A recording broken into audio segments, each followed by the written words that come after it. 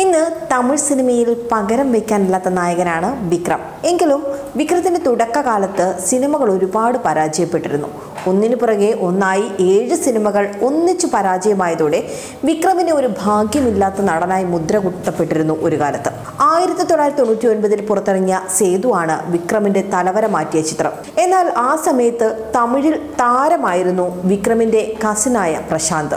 വിക്രമിന്റെ അമ്മാവനാണ് പ്രശാന്തിന്റെ അച്ഛൻ ത്യാഗരാജൻ. എന്നാൽ മരുമകനായി വിക്രമിനെ സിനിമയിൽ സഹായിക്കാൻ ത്യാഗരാജൻ ശ്രമിച്ചിരുന്നില്ല. പ്രശാന്തും വിക്രമിൽ നിന്നും ഒരുപാട് അകലം പാലിക്കുകയും ചെയ്തു. വിക്രം അഭിനയിച്ച 7 സിനിമകൾ പരാജയപ്പെട്ടു. ഇതോടെ ഭാഗ്യം കെട്ട നടനായി വിക്രമിനെ മുദ്രകുത്തി.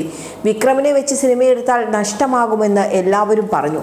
വിക്രമിനെ നായകനാക്കാൻ നിർമ്മാതാക്കൾ അന്ന് മടിച്ചു. ഈ സമയത്താണ് വിക്രം സംവിധായകൻ ബാലയെ പരിചയപ്പെടുന്നത്. അദ്ദേഹം വിക്രമിനെ നായകനാക്കി സേതു എന്ന സിനിമ ചെയ്തു. എന്നാൽ ചിത്രം വാങ്ങാൻ വിതരണക്കാരും തയ്യാറായില്ല. ഒടുവിൽ ചെറിയ തുകയ്ക്കാണ് സിനിമ നിർമ്മാതാക്കൾ നൽകിയത്. അതിനാൽ അവർക്കും ലാഭമുണ്ടായില്ല. ഇതിനും കുറ്റം വിക്രമിനായിരുന്നു എന്നാണ് മാധ്യമപ്രവർത്തകനും നടനുമായ ബേൽവാൻ രംഗനാഥൻ പറഞ്ഞത്. വിക്രം ഇന്നും സൂപ്പർ താരമായി തുടരുകയാണ്. എന്നാൽ പ്രശാന്ത് ഇന്ന് സൂപ്പർ താര പദവിയിലേക്ക് ഉയർന്നിട്ടുമില്ല. അതേസമയം ധ്രുവ നക്ഷത്രമാണ് വിക്രമിൻ്റെതായി ഇനി റിലീസിനൊരുങ്ങുന്നത്. ഗൗതം മേനോൻ ഒരുക്കുന്ന ചിത്രം 7 വർഷത്തിന് ശേഷമാണ് റിലീസ് ചെയ്യുന്നത്.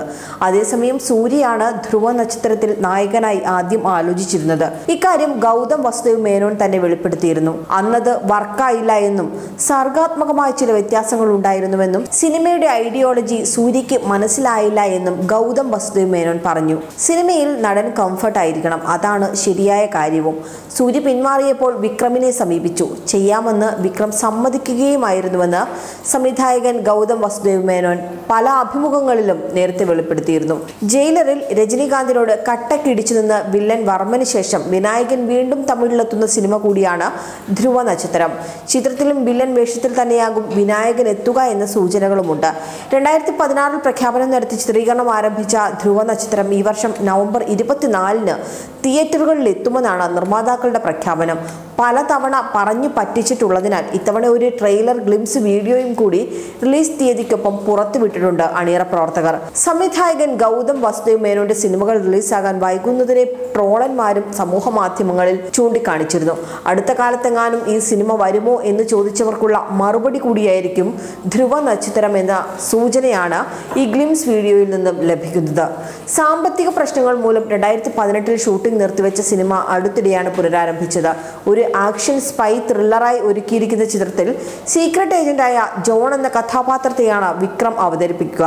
ഋതുവർമ്മ, പാർത്ഥിബൻ, രാധിക ശരത് കുമാർ, സിമ്രാൻ, ദിവ്യദർശിനി, മുന്ന സൈമൺ, വംശി കൃഷ്ണ, സലീം ബൈഗ്, സതീഷ് കൃഷ്ണൻ, മായ എസ് കൃഷ്ണൻ എന്നിവരും പ്രധാന വേഷങ്ങളിൽ എത്തുന്നുണ്ട്. ഹാരിസ് ജയരാജിന്റെ സംഗീതമാണ് ധ്രുവ നക്ഷത്രത്തിന്റെ പ്രധാന ഹൈലൈറ്റ്. കൂടുതൽ വാർത്തകൾക്കായി B4 Blaze ഫോളോ ചെയ്യൂ, സബ്സ്ക്രൈബ് ചെയ്യൂ.